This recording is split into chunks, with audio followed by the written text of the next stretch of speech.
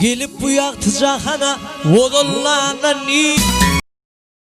çıkıp keyfim hol anırtına çıkma keyfim hol anırtına derdin bakıma durun yoktur hey hey hey hey çıkıp keyfim hol anırtına çıkma keyfim hol anırtına derdin bakıma durun yoktur hey hey hey hey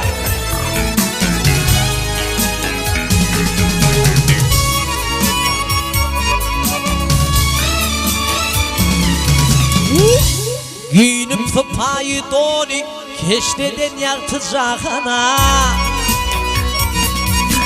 geçirmeli gelin diurani geçirmeli gelin diurani ağırsın ey görün yoktur hey hey hey hey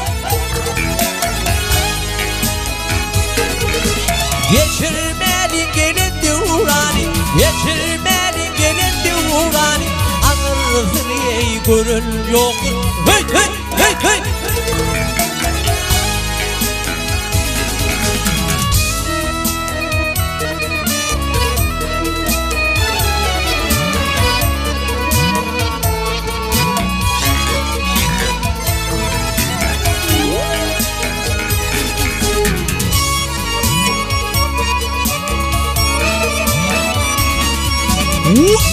ayırarlar yine yeniden juda düşersün sonudan alışmalık ata yeniden alışmalık ata yeniden bak diuran sürün yok hey hey hey hey alışmalık ata yeniden alışmalık ata yeniden bak diuran sürün yok hey hey hey hey Muşavani aydım sadın gülelekli bakır yağın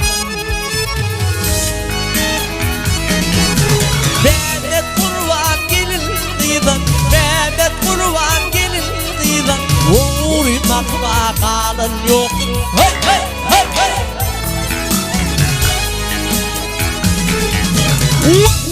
Mehmet Kurvan vah Mehmet Kurban ol gelin gıydan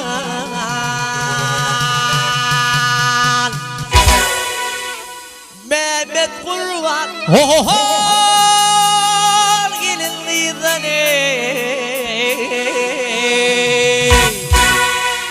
uğraymak bak kalın yok hey hey